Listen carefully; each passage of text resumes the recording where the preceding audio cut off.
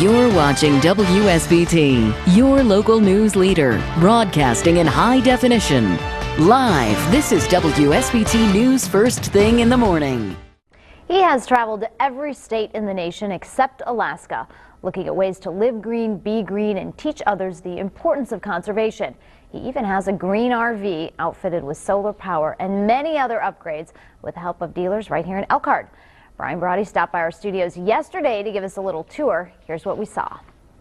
All right, well, we met up with Brian Brawdy here in our parking lot. I really want you to show me what this is all about. But first, tell us about this trip you've been on for the last year and what you've been doing. Well, you know, Megan, we realized that when it comes to conservation, that you could say to people, go ahead and recycle your newspapers, turn off your lights, put the right pressure in your tires. We could do all that. But what I wanted to do was remind people what it is that we're all trying to save. The best way to become a conservationist, or an environmentalist, if you will, is to actually spend time in those natural places that you want to save, and thus was born conservation through exploration. Okay, and this is your, I'm gonna call it your creation here, because you call this the green RV. What have you done to outfit it? Great question. You know, I'm pretty fortunate that other people have labeled it the green RV long before I got there. But what we did is bought a Ford F-350, picked up a Lance camper, which is a truck camper, and then set out to design it so that it could harvest the natural energies of the sun, of the wind. We collect rainwater, and even in the wintertime,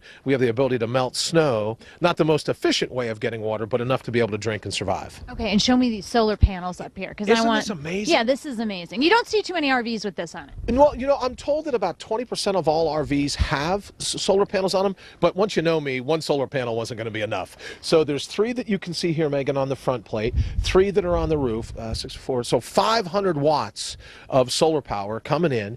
On the back, if Dewey will shoot that, that's the wind turbine. So on days where I don't have a lot of sun, or it's particularly windy, with or without the sun, we're able to take the energy from the wind as well. And it all is packed in down below here in the bottom right-hand corner to what I call the brains of the operation. And it's from Xantrax, a company just down the road here in Elkhart, where it takes all those natural energies and allows me to convert it to 110 and 12 volt. They have what they call an inverter, a 3000. So all that energy, I can power everything on the rig, the fans, the refrigerator, oh, even the air conditioner for people that always go, well, Hubbucky, I bet you can't power up the air conditioner now, can you? Even the air conditioner will work now thanks to Xantrax. What about a TV? Do you have a TV? I do have a TV. And cable? And if this were live, I'd be watching us right now.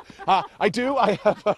Also, I have DirecTV, thanks to my friends at Motosat. I'm able to get high-definition TV. But if Dewey will shoot the second satellite, which is the one that I'm fired up about, it allows me to do the podcast, both audio and video, Megan, and I can put it up from anywhere. And so people can follow your journeys. So people can follow the journeys, all thanks to Motosat. Okay, and this is a little, let's walk over here. This is your kind of reusing rainwater. Yes, that's a great point. It's called recycling. Some people call it harvesting. All I do is the water's collected on the roof, it comes down into the spouts, and then into the Catadine bag. Now here's the thing, all over the world people are able just to catch water on tarps and the like, but because I don't know where the rig, well, I know where it's parked, but I don't know what critters are crawling around on it when it is.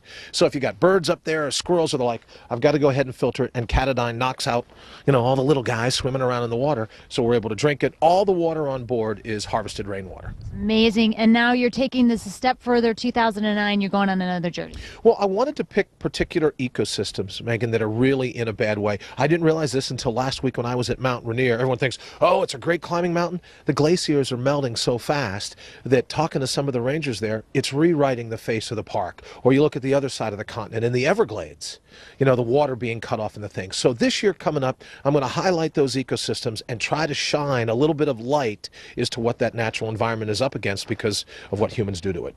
All right, great. Thank you so much. We'll talk to you in a little bit too. That's good. Conservation through education continues as Brawdy tries to reach Alaska by the end of February. And in our next hour, Brian is going to talk about how to survive winter weather, and especially when there's storms like the ones we just saw. It's pretty interesting.